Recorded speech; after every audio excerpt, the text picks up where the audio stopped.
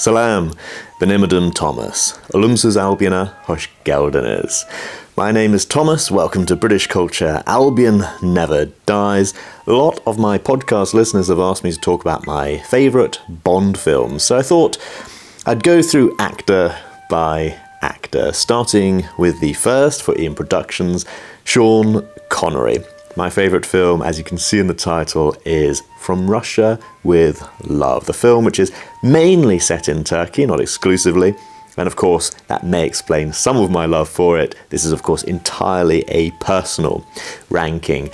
I really started to love this film once I read the book. The original book by Ian Fleming is one of my favourite Fleming books. Of course we have Sean Connery on the cover, and it is one of his, I think, best performances as the character of Mr. Bond, James Bond. The book and the film are of course quite different. There's significant differences between them, but I don't feel that being as accurate as possible to a book is the best measure of a film. I think sometimes changing the books can improve them. Goldfinger, I think, is the classic example. And worth mentioning here, why isn't my favourite Goldfinger? It is surely the cookie cutter template for almost all subsequent Bond films, but I really like the uniqueness of From Russia with Love. I enjoy the drama. I enjoy Connery's performance here a lot more. He seems more of a human-sized hero than some kind of superhuman character that he tends towards in the movie Goldfinger and the subsequent ones as well. In this one we see his self-doubt. I'm not going to give too many spoilers, whilst if you're watching this video you may have seen it before. You may even have read the book, but perhaps you haven't seen it for a long time, so I hope if you see this video then maybe you'll watch the film later and enjoy it all the more. At the beginning of the film he is told that there's a girl who's seen his file in a Soviet filing system, and she's fallen in love with a picture of him and his story. And perhaps later iterations of the character, even those later films by Sean Connery, he would accept this as normal. But in this film, he sees this as suspicious. He says, what if I don't measure up when she meets me in real life? He thinks there's a possibility that she's mad. So I like this kind of little bit of self-doubt. When he goes to Turkey, he meets his local contact, Kerem Bey, who I think is a fantastic character. But he's respectful of the other man. He's learning a lot from him. Interestingly to me, the Turkish coffee order is different. So when Bond in the book goes to meet Kerem Bey, he orders it plain, which is what a manly man should, make a good impression. But in the movie, he wants it medium sweet, and Kerem's the same, which I think is an interesting little choice. Perhaps the difference between Fleming, who knew more about the culture, he stayed at the Pera Palace Hotel, and he writes in the book about the Crystal Palace Hotel, which in many ways is the flip opposite of the luxurious Pera Palace. This is also the same hotel where Agatha Christie stayed when she wrote Murder on the Orient Express. If you go to the bar today at the Pera Palace, you can see a picture of Ian Fleming along with some very striking paintings. I find it very interesting. They do cut Kerem Bey's attitude of Kemal Ataturk. Now, of course, he is a national hero in Turkey. The criticism of Ataturk in the book was cut out when it was put into its first Turkish versions. When Bond checks into his hotel in Turkey, we have a photograph of the first president of Turkey, Mustafa Kemal Ataturk, in the hotel lobby, which is entirely accurate. Certainly when I lived in the Turkish Republic of Northern Cyprus, it was very normal to go into a school, a bank, a small business, you'd see a picture of him, and certainly in the 60s that would be the case. So it's very unusual to have Kerem Bey talking against the first president, but it helps build his character. Red Grant is another very memorable character from the movie, but they tend towards his intimidating nature in the movie rather than the madness of the books. Again, a deliberate choice, which I think is very, very interesting. We bring out a different side of the character.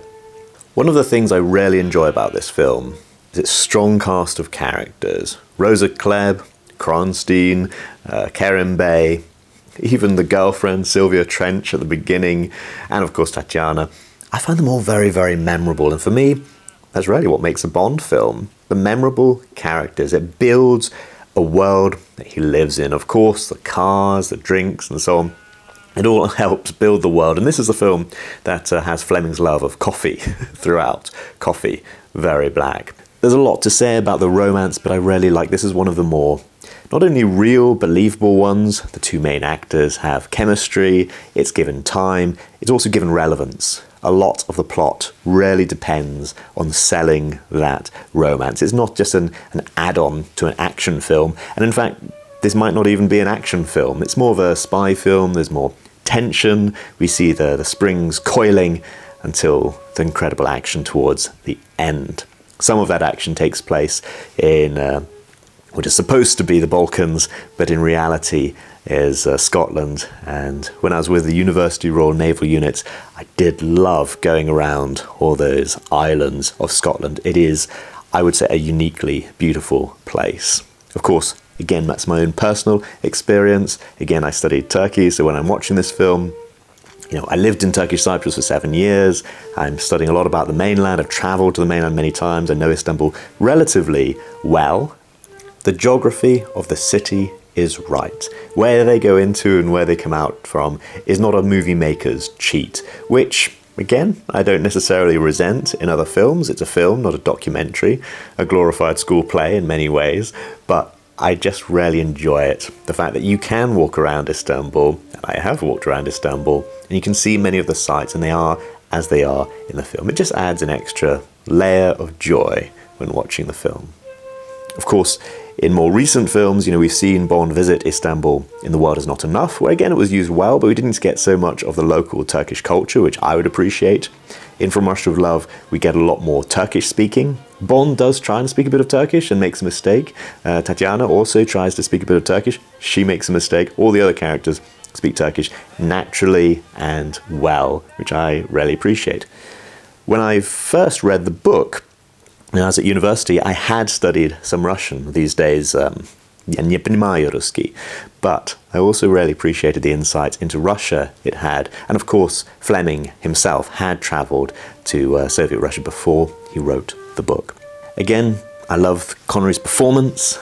I love the real-world nature of it. It's not a superhero or super spy. It's exists fairly close to the real world, if not actually in the real world. A great deal of the drama is about the Russian encoder, which is described and shown to be quite similar to the Enigma machine from the Second World War. At that time, it was still a secret, although Fleming would have come across it. So a lot of the drama seems to mirror that of the real-life Enigma machines, which I think is a fun little detail. Ben McIntyre covers this in some of his book, For Your Eyes Only. I really like how the movie has been updated to the modern day, 1963, because of course, when the book came out in 1957, the Cold War was in full swing, the Russians were the antagonists, and we had no Spectre, we had SMERSH, the real world organization. By the time the film came out in 1963, the world had changed. And so we have the third man, or the third organization of Spectre, really acting to antagonize the two world powers, Britain and Russia. And we do see some acknowledgement of, between that time, Yuri Gagarin had gone into space, the first man in space. So we see that at the Russian embassy, the Russian consulate. So I really like this. And of course we have some contemporary references. One of their aircraft is missing. Of course, due to the British drama, one of our aircraft is missing. So I really enjoy going through and spotting all these little details, but most of all I love this as a showcase of Turkey, a showcase of Fleming's world. So this is my favourite Sean Connery movie. What's your favourite? Comment down below. And remember, you can have your coffee sade, plain, especially as it comes with Turkish delight, which is very sweet.